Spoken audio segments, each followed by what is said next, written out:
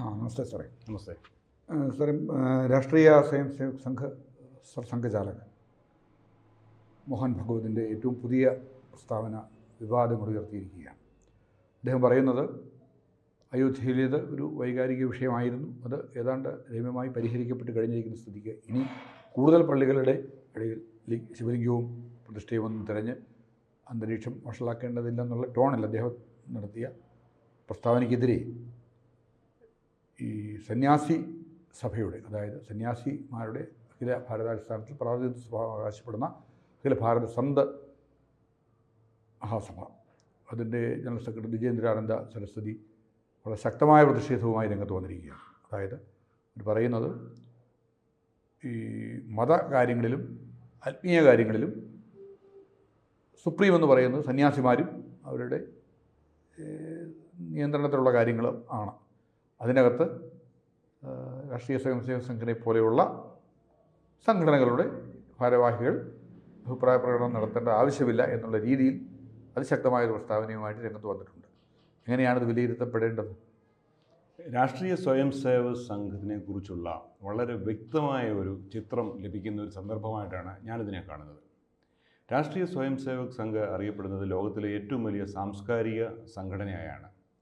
ഇതിന് കാര്യസാധ്യത്തിന് വേണ്ടി പ്രതിപക്ഷത്തും പ്രത്യേകിച്ചും കോൺഗ്രസിൽ നിന്നും പ്രതിപക്ഷ കക്ഷികളുമൊക്കെ പല രീതിയിലും വർഗീയ സംഘടന, വർഗീയ വിദ്വേഷം ആളിക്കത്തിക്കുന്നു എന്നൊക്കെയുള്ള രീതിയിൽ പലപ്പോഴും ചരിത്രപരമായിട്ട് കാലാകാലങ്ങളിൽ അവതരിപ്പിക്കാറുണ്ട്.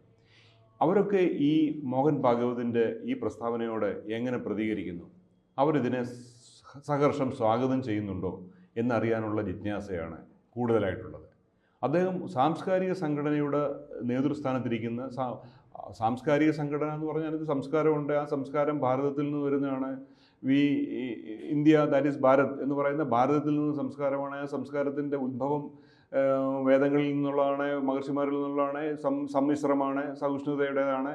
ഇതാണ് ഭാരതീയ സംസ്കാരം. ആ സംസ്കാരത്തിനൊക്കെ ഉൾക്കൊള്ളുന്ന ഒരു പ്രതിനിധിയായിട്ട് മോഹൻ ഭാഗവത് ഒരു പ്രസ്താവന ഇറക്കിയിരിക്കുന്നു എന്നുള്ള രീതിയിൽ ഇതിനെ കാണുന്നവരുണ്ട്.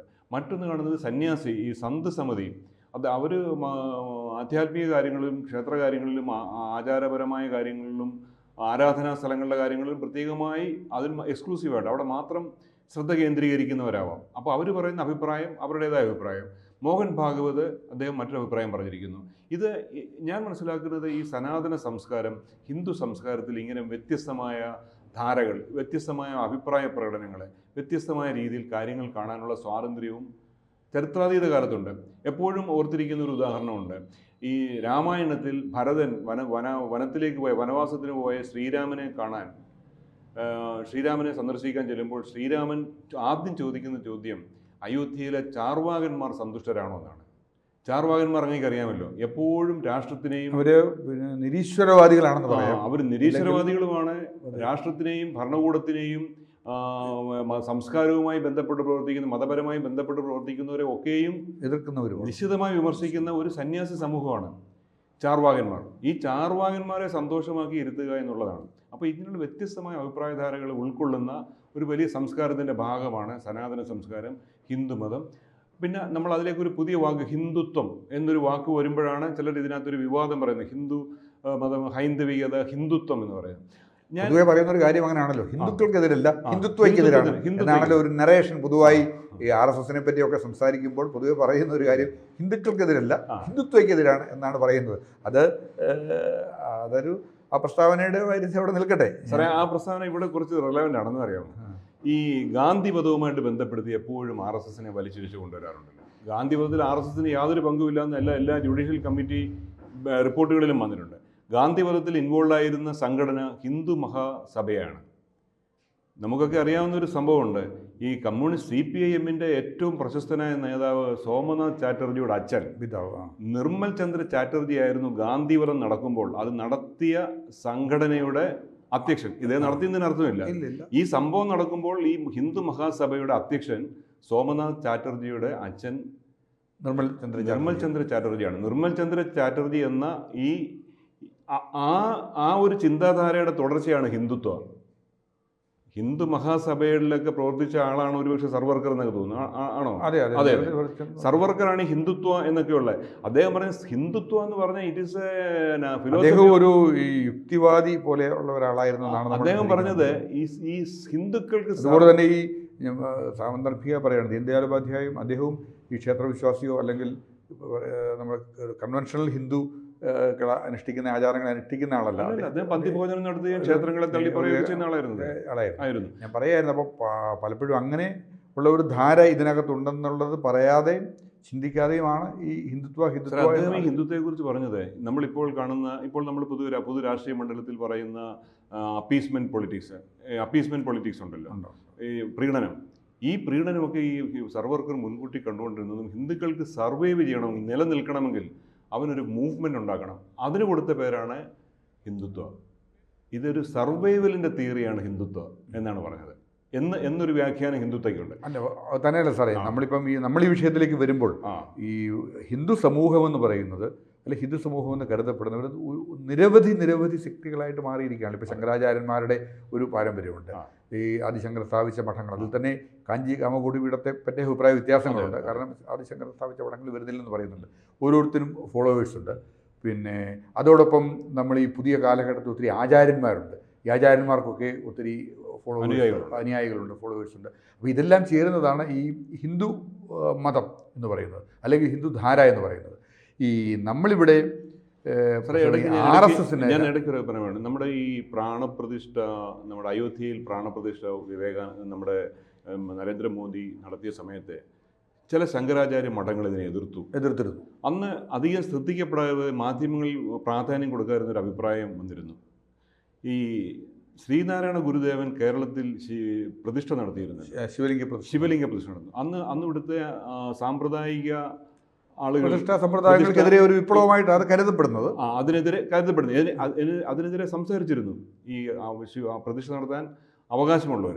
അപ്പോൾ ഈ പ്രാണപ്രതിഷ്ഠ സമയത്ത് ശങ്കരാചാര്യന്മാർ എതിർത്തതിന് കാരണം മോഡി ഒരു പിന്നോക്ക ജാതിക്കാരനായതുകൊണ്ടാണ് എന്നൊരു അഭിപ്രായം വന്നിരുന്നത്. അത് ഇവിടുത്തെ മാധ്യമങ്ങൾ അതിന് വലിയ പ്രാധാന്യം കൊടുത്തില്ല, മനസ്സിലായില്ല. അപ്പോൾ ഇങ്ങനെയുള്ള വ്യത്യസ്ത അഭിപ്രായങ്ങളെ പല കോണിൽ നിന്ന് പ്രധാന സംഭവങ്ങളിൽ വരാറുണ്ട്. പറഞ്ഞോട്ടെ. അതായത് ഈ പൗരോഹിത്യത്തിന് എതിരെയുള്ള ഒരു ധാര നമ്മുടെ ഹിന്ദു സമാജത്തിൽ നിന്നും ശക്തമായിരുന്നു. അതായിരുന്നു നമ്മുടെ ഹിന്ദു വിശ്വാസങ്ങളുടെ അടിസ്ഥാന ധാര തന്നെ. ക്രമേണ എനിക്ക് തോന്നുന്നു ഈ മഠങ്ങളടക്കമുള്ള പൗരോഹിത്യ സമ്പ്രദായം, പൗരോഹിത്യത്തിനെതിരെയുള്ള ഒരു നിലപാട്. ഈ പൂന്താനത്തിൻ്റെ ബ്രാഹ്മണ്യത്തിൻ്റെ ഒരു വരിയില്ലേ, ബ്രാഹ്മണരെ കളിയായിക്കൊണ്ടൊരു വരി പൂന്താനം തന്നെ എഴുതിയിട്ടുണ്ട്. അല്ല, ഞാൻ പറഞ്ഞത് പൊതുവെ അങ്ങനെയാണൊരു നമ്മൾ കണ്ടുവരുന്നത് സമൂഹത്തിൽ. പക്ഷേ ഇവിടെ നമ്മളിപ്പോൾ ശ്രദ്ധിക്കേണ്ട വസ്തുത എന്ന് പറയുന്നത്, രാഷ്ട്രീയ സ്വയം സേവക് സംഘം എന്ന് പറയുന്നത് മുഴുവൻ ഹിന്ദുക്കളുടെയും പ്രാതിനിധ്യ സ്വഭാവം അവരവകാശപ്പെടുന്നുവെന്ന് രാഷ്ട്രീയക്കാർ പറയുന്നു, അതിനെ എതിർക്കുന്നു.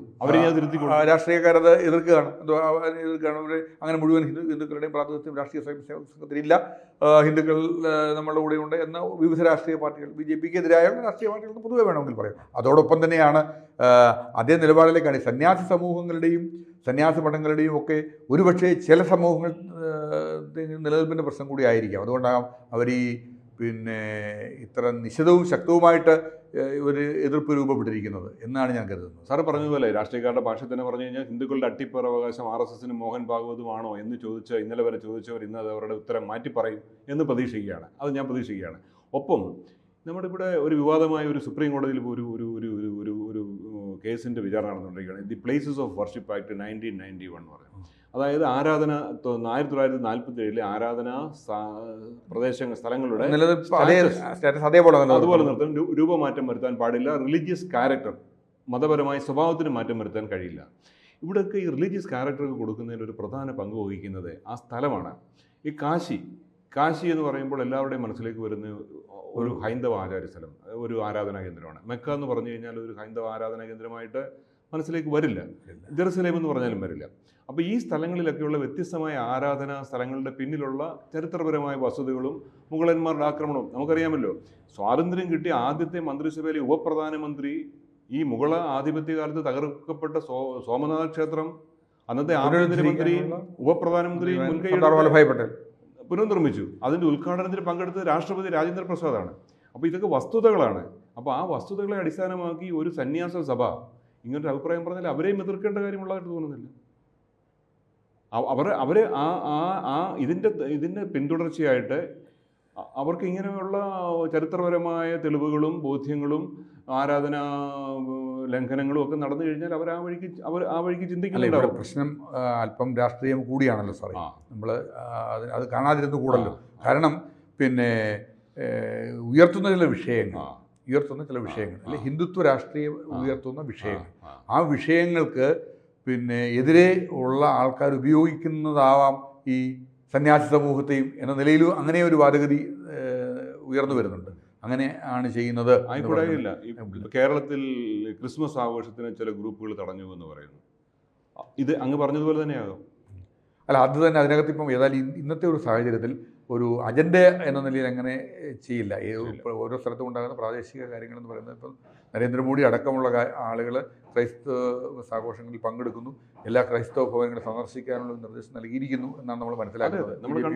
അപ്പോൾ അതിന് അത്തരം സമയത്ത് അങ്ങനെ അത്തരം ഒരു ആസൂത്രിതമായ അത്തരം മണ്ടത്തരങ്ങളൊന്നും കാണിക്കുമെന്ന് പ്രതീക്ഷിച്ചു. പിന്നെ ഉണ്ടാകാവുന്ന ഓരോ സ്ഥലത്തും ഉണ്ടാകുന്ന ചില വിഷയങ്ങൾക്ക് പർവ്വതീകരിക്കുന്നത് ആകാം, അങ്ങനെ ആകാൻ വഴിയില്ല, അത്തരത്തിലൊരു ഇത് ഉണ്ടാകാൻ വഴിയില്ല. പക്ഷെ നമ്മൾ ഇവിടെ പറഞ്ഞു വന്ന പോയിന്റ് ഇതാണ്, പിന്നെ ഹിന്ദുക്കളുടെ മുഴുവൻ പ്രാതിനിധ്യ സ്വഭാവം RSSന് അല്ല എന്ന ആശയത്തോട് എതിർപ്പുള്ള BJPയോട് എതിർപ്പുള്ള രാഷ്ട്രീയ പ്രസ്ഥാനങ്ങൾക്ക് പുറമേ പലപ്പോഴും ഈ ഹിന്ദു സമൂഹത്തിലെ ഈ ആചാര്യ സമൂഹം ഒരു നിലപാടെടുത്തിട്ടുണ്ട്. ചില പ്രധാനപ്പെട്ട കാര്യങ്ങളിൽ അത് അതിശക്തമായിട്ട് ഇപ്പോഴത് ഉന്നയിക്കുകയും ചെയ്തിരിക്കുന്ന ഒരവസ്ഥയാണ് ഇതിലൂടെ ഉള്ളത് എന്ന് ചൂണ്ടിക്കാണിച്ചു എന്നുള്ളതേ ഉള്ളൂ.